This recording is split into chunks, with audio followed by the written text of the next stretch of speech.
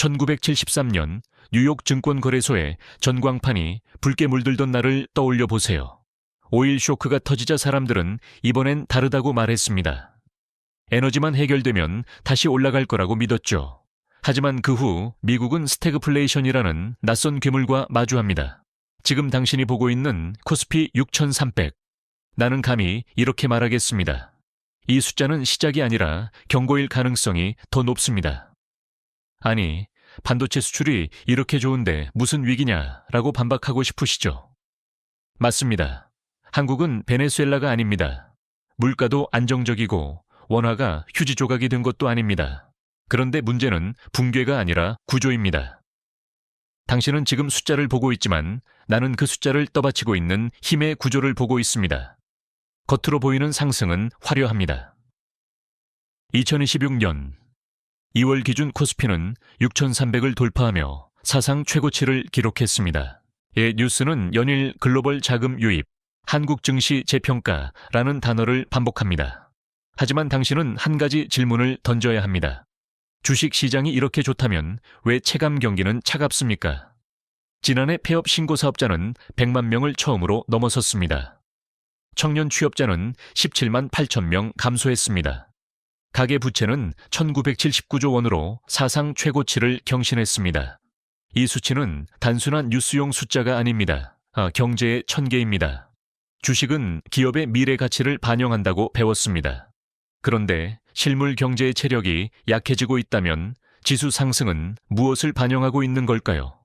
기업의 펀더멘털입니까? 아니면 자금 흐름의 왜곡입니까? 여기서 하나의 역사적 사례를 꺼내보겠습니다. 2018년 베네수엘라.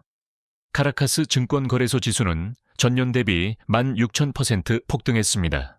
국가 경제는 붕괴했는데 주식은 폭등했습니다. 이유는 단순합니다. 이 화폐 가치가 무너지자 사람들은 현금을 피난처에서 탈출시키기 위해 주식을 샀습니다. 숫자는 올랐지만 실질 가치는 늘지 않았습니다. 물론 한국은 다릅니다. 인플레이션은 2%대이고 예금 금리는 2.9% 수준입니다. 원화가 폭락하는 상황도 아닙니다. 반도체 수출은 올해 2월 첫 20일간 전년 대비 23% 증가했습니다. 삼성전자와 SK하이닉스의 실적은 실제로 개선되고 있습니다. 그래서 지금의 상승을 유령 랠리라고 단정하는 건 과장입니다. 하지만 질문은 남습니다. 이 상승은 얼마나 넓게 퍼져 있습니까? 코스피 전체가 좋아지고 있는 걸까요? 아니면 특정 엔진 하나가 과열되며 지수를 끌어올리고 있는 걸까요? 지금 당신이 보고 있는 6,300이라는 숫자는 거대한 평균값입니다. 평균은 늘 착시를 만듭니다. 마치 수심 1m라고 적힌 강에 들어갔는데 한쪽은 10cm이고 다른 한쪽은 3m인 것과 같습니다. 평균은 안전해 보이지만 실제 구조는 위험할 수 있습니다. 코스피의 심장은 반도체입니다. 그리고 심장은 두 개의 기업에 과도하게 의존하고 있습니다. 이제부터 당신은 단순히 오른다, 내린다의 문제가 아니라 이 시장을 움직이는 힘이 무엇인지를 봐야 합니다. 상승의 원인이 기업 가치인지 아니면 자금 구조인지. 왜냐하면 구조로 오른 시장은 구조가 바뀌는 순간 생각보다 빠르게 방향을 틀기 때문입니다. 그리고 지금 그 구조에서 가장 먼저 빠져나가고 있는 집단이 있습니다. 당신은 이미 그 이름을 알고 있습니다. 외국인은 올해 들어 20조 원 가까이 팔았습니다. 그런데 코스피는 6,300을 돌파했습니다. 이 장면을 어떻게 해석하시겠습니까?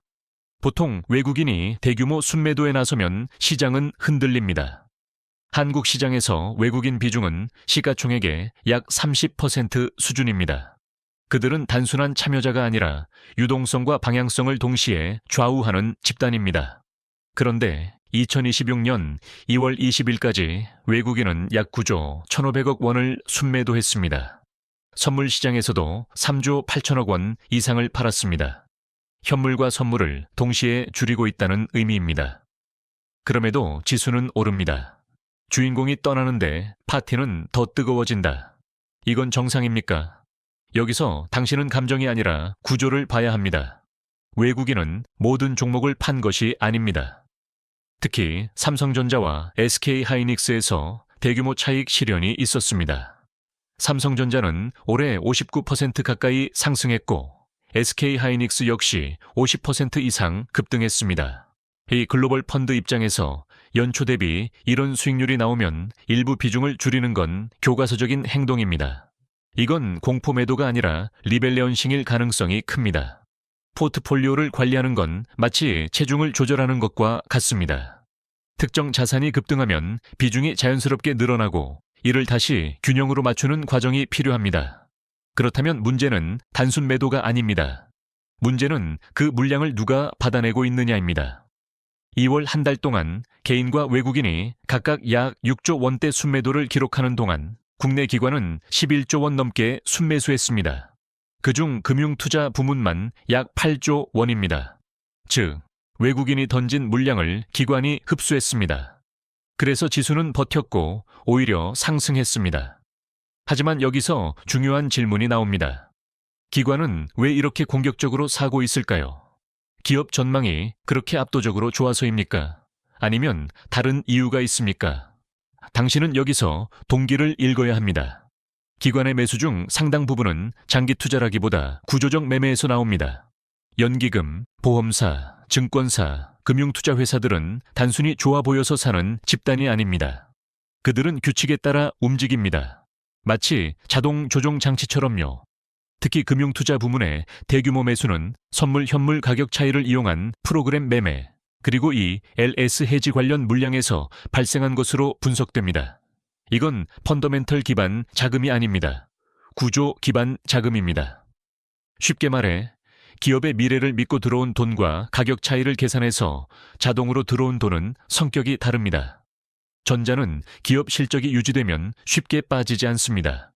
후자는 조건이 바뀌는 순간 바로 반대 방향으로 움직입니다. 지금 코스피를 밀어 올리는 힘은 어느 쪽에 더 가까울까요? 이 질문이 핵심입니다. 외국인은 빠져나가고 있습니다. 개인도 차익을 실현하고 있습니다. 남은 것은 기관, 그 중에서도 구조적 매수입니다. 시장은 아직 불안해 보이지 않습니다. 뉴스 헤드라인은 여전히 낙관적입니다. 하지만 당신은 알아야 합니다. 자금의 질이 바뀌고 있습니다. 그리고 자금의 질이 바뀌면 시장의 성격도 바뀝니다. 다음 단계에서 우리는 더 깊이 들어가야 합니다. 이 시장을 실제로 흔들고 있는 메커니즘이 무엇인지, 겉으로는 주식시장입니다. 하지만 진짜 움직임은 파생시장에서 시작됩니다. 당신이 아직 보지 못한 영역입니다. 이제 당신은 현물 시장이 아니라 그 위에 얹혀있는 보이지 않는 레버를 봐야 합니다. 코스피를 밀어올리고 있는 진짜 손은 현물 투자자가 아니라 파생 구조일 가능성이 높기 때문입니다. 주식은 눈에 보입니다. 하지만 선물은 구조입니다. 선물이라는 개념을 아주 단순하게 풀어보겠습니다. 3개월 뒤 삼성전자를 10만 5천 원에 사겠다고 지금 계약하는 것. 이게 선물입니다. 미래의 가격을 현재에 거래하는 장치입니다. 그런데 여기서 중요한 개념이 하나 나옵니다. 베이시스. 공식은 간단합니다. 선물 가격 빼기 현물 가격. 선물이 더 비싸면 플러스 베이시스, 즉 콘텐고. 선물이 더 싸면 마이너스 베이시스, 즉 베거데이션. 이게 왜 중요할까요? 왜냐하면 이 차이가 돈이 되기 때문입니다. 예를 들어 선물이 100이고 현물이 95라면 기관은 이렇게 생각합니다. 현물을 95에 사고 이 선물을 100에 팔면 5의 차익이 생긴다. 이게 차익 거래입니다. 이 구조는 마치 편의점에서 1,000원에 사서 1,050원에 바로 되팔 수 있는 상품을 발견한 것과 같습니다. 리스크는 낮고 계산은 자동입니다. 그래서 기관은 현물을 삽니다. 그리고 선물을 팝니다. 이 과정에서 현물 시장에 대규모 매수세가 들어옵니다. 지수는 오릅니다. 하지만 이 상승은 기업을 믿어서가 아니라 공식을 계산해서입니다. 2026년 2월 바로 이런 일이 벌어졌습니다. 외국인과 개인이 각각 6조 원대 매도에 나섰지만 기관이 11조 원 이상을 순매수했습니다. 그중 금융투자 부문이 약 8조 원. 상당 부분이 선물 현물 차익 거래, ELS 해지 관련 프로그램 매매에서 나왔습니다. 여기서 당신은 하나를 깨달아야 합니다. 이건 투자라기보다 알고리즘입니다. 시장에는 두 종류의 돈이 있습니다. 스토리를 믿는 돈, 그리고 스프레드를 계산하는 돈. 지금 코스피를 끌어올리는 건 두 번째에 더 가깝습니다. 이걸 우리는 흔히 꼬리가 몸통을 흔든다고 부릅니다. 파생 상품이라는 꼬리가 코스피라는 거대한 몸통을 흔들고 있는 구조입니다. 이 현상이 왜 위험할까요? 조건이 바뀌면 방향도 즉시 바뀌기 때문입니다. 베이시스가 축소되면 차익이 사라집니다. 기관은 현물을 팔고 선물을 되삽니다. 지금의 매수 주체가 그대로 매도 주체로 바뀌는 순간입니다. 이건 감정이 아니라 메커니즘입니다. 예를 들어 보겠습니다. 당신이 자동문 앞에 서 있다고 가정해 보세요. 센서가 감지하면 문이 열립니다. 센서가 사라지면 문은 닫힙니다. 시장도 비슷합니다. 지금은 베이시스라는 센서가 매수를 유도하고 있습니다. 그 신호가 꺼지면 매수도 꺼집니다. 여기서 스케일을 조금 키워봅시다. 코스피 시가총액은 약 2,500조 원 규모입니다. 이 거대한 구조가 수조 원 단위의 프로그램 매매에 의해 단기적으로 흔들릴 수 있다는 뜻입니다. 당신은 이것을 단순한 변동성이라고 부를 수 있습니다. 나는 이것을 구조적 취약성이라고 부릅니다. 왜냐하면 이 돈은 신념이 아니라 계산으로 들어왔기 때문입니다. 그리고 계산은 언제나 냉정합니다. 기업 실적이 조금만 흔들려도, 미국 관세 리스크가 확대돼도, 글로벌 변동성이 커져 베이시스 구조가 무너지면 지금의 매수는 같은 속도로 매도로 전환될 수 있습니다. 이건 공포 시나리오가 아닙니다. 파생 시장의 작동 원리입니다. 지금 당신은 상승장을 보고 있습니다. 하지만 동시에 자동 장치 위에 세워진 상승을 보고 있습니다. 이제 다음 질문으로 넘어가야 합니다. 이 자동 구조가 밀어 올리고 있는 대상은 무엇인가? 시장 전체입니까? 아니면 특정 엔진 하나입니까? 이제 당신은 시장의 심장을 봐야 합니다. 코스피 6,300. 겉으로는 900개가 넘는 종목이 만들어낸 숫자처럼 보입니다. 하지만 현실은 훨씬 단순합니다. 삼성전자와 SK하이닉스, 이 두 종목이 코스피 시가총액의 약 38%를 차지합니다. 38%. 이건 단순한 비중이 아닙니다. 지수의 방향을 결정하는 레버입니다. 코스피가 오르는 것입니까? 아니면 반도체가 오르는 것입니까? 이 질문이 지금 가장 중요합니다. 올해 반도체는 실제로 강합니다. 2월 첫 20일 기준 반도체 수출은 전년 대비 23% 증가했습니다. AI 서버 투자, 고대역폭 메모리 HBM, 수요 폭증, 글로벌 빅테크의 캐펙스 확대, 실적은 분명히 개선되고 있습니다. 삼성전자와 SK하이닉스의 영업이익 전망치는 전년 대비 큰 폭으로 상향 조정됐습니다. 이건 착시가 아닙니다. 실체가 있습니다. 그런데 여기서 구조를 다시 봅시다. 시가총액의 38%가 두 기업에 집중되어 있다는 건 지수가 두 개의 엔진에 의존하고 있다는 뜻입니다. 이걸 일상적인 비유로 바꿔보겠습니다. 비행기가 두 개의 엔진으로 날고 있는데 기체의 무게 40%가 한쪽 날개에 쏠려 있다고 상상해보세요. 엔진이 강하면 괜찮습니다. 하지만 한쪽이 흔들리면 균형 전체가 무너집니다. 지금 코스피는 정확히 그 상태입니다. 반도체가 오르면 지수는 강해 보입니다. 반도체가 멈추면 지수는 급격히 둔화됩니다.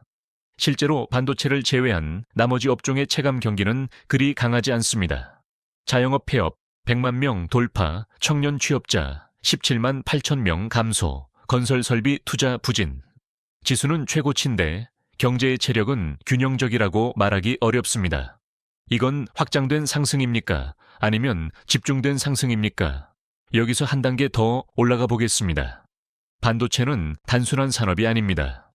글로벌 공급망의 정점에 있는 전략 자산입니다. AI, 데이터 센터, 자율주행, 국방 시스템. 모든 첨단 인프라의 핵심 부품이 반도체입니다. 그래서 지금의 랠리는 단순한 경기 회복이 아니라 AI 인프라 전쟁의 일부입니다. 문제는 이 인프라 전쟁이 지정학과 직결되어 있다는 점입니다. 반도체는 이제 상품이 아니라 전략 무기입니다. 미국은 칩스 액트에 520억 달러를 투입했고 중국은 자국 반도체 자립을 국가 생존 전략으로 선언했습니다. 이 환경에서 한국 반도체는 기술적 강자이지만 동시에 외교적 교차점 위에 서 있습니다. 만약 이 교차점에서 충격이 온다면 38%의 집중도는 강점이 아니라 레버리지입니다. 지금까지는 AI 수요라는 순풍이 불었습니다.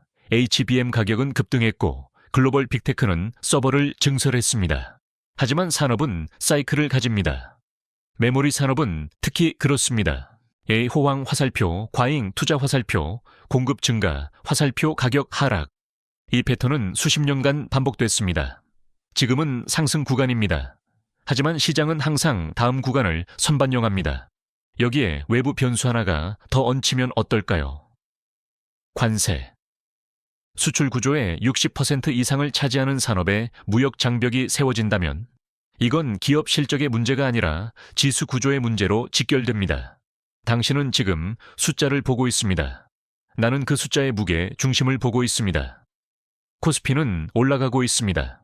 하지만 그 무게는 점점 한쪽으로 쏠리고 있습니다. 그리고 쏠림은 언제나 균형을 요구합니다. 다음 단계에서 우리는 그 외부 변수를 봐야 합니다. 이 반도체 엔진을 향해 조준되고 있는 정책적 움직임. 당신이 아직 체감하지 못한, 하지만 이미 작동 중인 힘입니다. 이제 당신은 숫자가 아니라 법 조항을 봐야 합니다.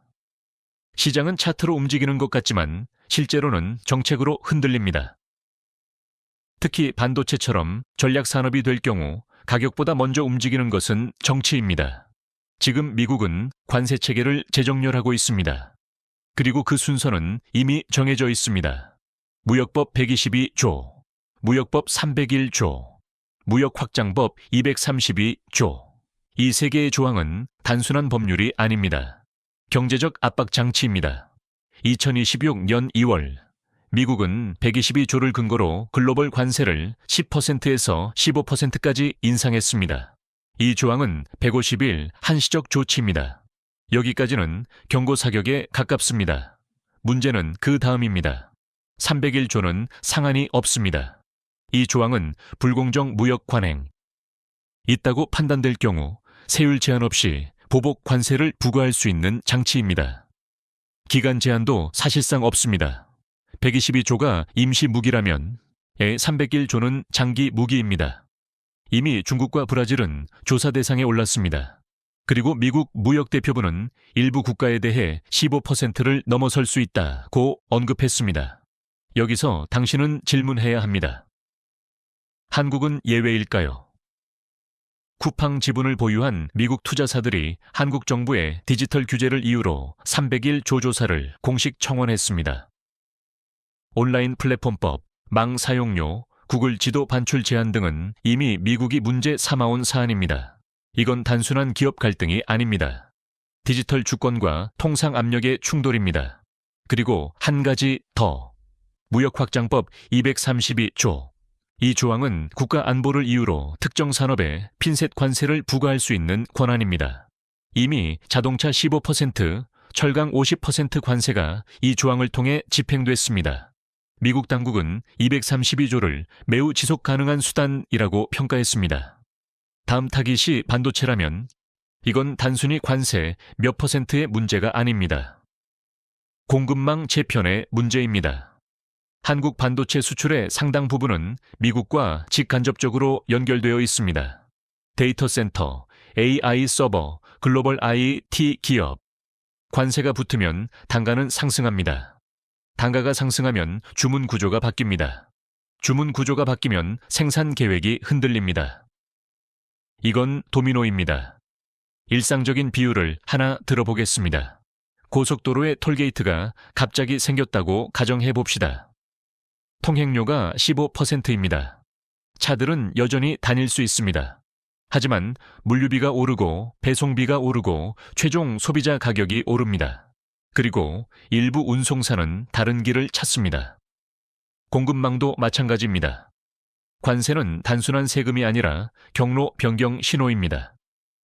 지금 코스피의 38%를 차지하는 반도체가 이 관세 체계 재편의 교차점 위에 서 있습니다. 당신은 이제 이해해야 합니다. 이건 기업 실적의 문제가 아닙니다. 인프라 통제의 문제입니다. 미국은 AI 패권을 쥐기 위해 반도체 공급망을 전략 자산으로 다루고 있습니다. 그리고 전략 자산에는 언제든 정책적 개입이 들어갑니다.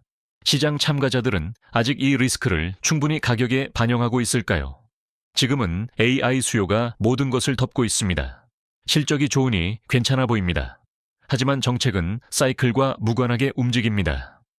만약 301조 조사 결과가 확대되고 232조로 반도체가 지정된다면 그 충격은 단순히 한 기업이 아니라 지수 구조 전체에 직격탄이 됩니다. 지금까지 우리는 내부 구조를 봤습니다. 프로그램 매매, 집중도, 자금의 질, 이제 외부 구조가 움직이고 있습니다. 그리고 외부 구조는 늘 더 큰 스케일에서 작동합니다. 당신이 체감하기 전 이미 시장은 반응할 준비를 하고 있습니다. 이 다음 단계에서 우리는 더 넓은 인프라로 시선을 옮겨야 합니다. 반도체보다 더 근본적인 것, 에너지. 이제 당신은 반도체보다 더 아래에 있는 층을 봐야 합니다. 모든 산업을 떠받치는 가장 기초적인 인프라, 에너지입니다. 호르무즈 해협. 지도에서 보면 가느다란 선 하나처럼 보입니다. 하지만 전 세계 해상 원유 물동량의 약 25%가 이 좁은 통로를 통과합니다. 하루 약 2천만 배럴. LNG 물동량의 약 20%도 이 길을 지납니다. 이건 단순한 해협이 아닙니다. 세계 경제의 목구멍입니다. 목이 막히면 위장은 아무리 건강해도 소용이 없습니다.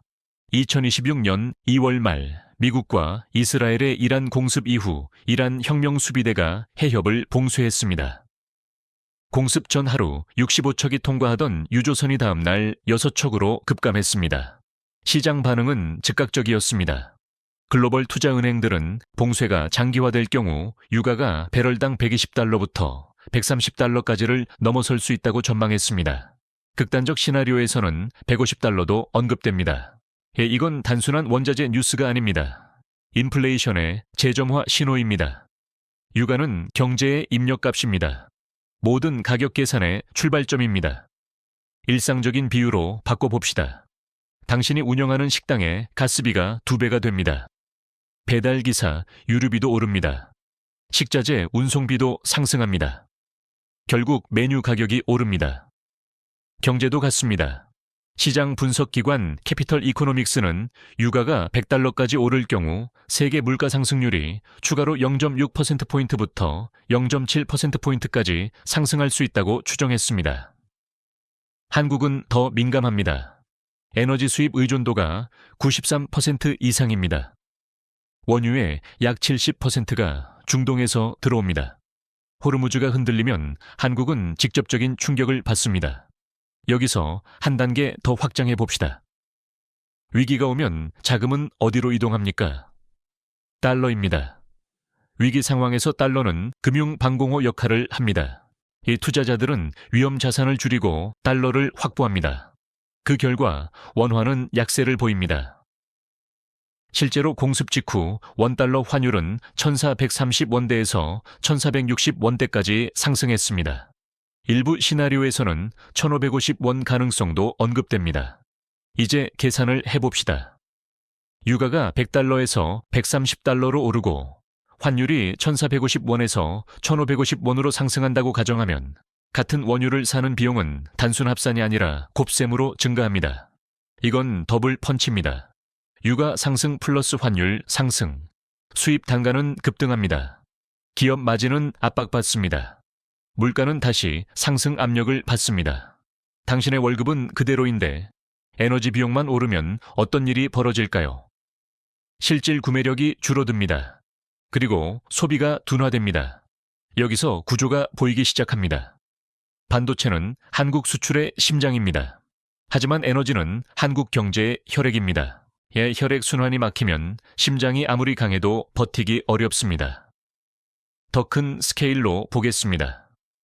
호르무즈 리스크는 단순한 지역 분쟁이 아닙니다. 미국, 이란, 이스라엘, 중동 산유국, 러시아, 중국까지 얽힌 에너지 패권 문제입니다. 에너지는 곧 지정학입니다. 1973년 1차 오일 쇼크 당시 미국 소비자 물가 상승률은 12%를 넘었고 GDP 성장률은 마이너스를 기록했습니다. 이걸 우리는 스태그플레이션이라고 부릅니다. 지금 우리는 그 단어를 다시 꺼내 들어야 하는 위치에 서 있습니다. 반도체는 AI를 움직입니다. 에너지는 경제를 움직입니다. 그리고 에너지가 흔들리면 모든 산업의 비용 구조가 동시에 변합니다. 지금 코스피 6300은 이 거대한 에너지 리스크를 완전히 반영하고 있을까요? 아니면 아직은 지역 뉴스로 치부하고 있을까요?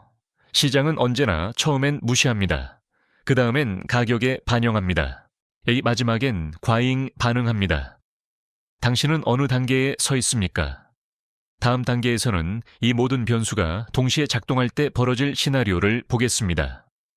단순한 조정이 아니라 구조적 압박이 동시에 들어올 경우입니다. 이제 당신은 단일 변수의 세계를 벗어나야 합니다. 반도체, 관세, 에너지, 각각은 개별 뉴스처럼 보입니다. 하지만 동시에 작동하면 이야기가 완전히 달라집니다. 그 이름이 바로 스태그플레이션입니다. 스태그네이션, 정체, 플러스 인플레이션. 성장은 멈추는데 물가는 오르는 상태. 보통 인플레이션은 수요가 과열될 때 발생합니다. 사람들이 많이 사고 기업이 많이 팔고 가격이 오릅니다. 하지만 스태그플레이션은 다릅니다. 공급이 막혀서 가격이 오릅니다. 원자재가 비싸지고 에너지가 부족해지고 생산이 줄어듭니다. 이건 마치 수도관이 막혀서 물이 부족해졌는데 요금만 계속 오르는 상황과 같습니다.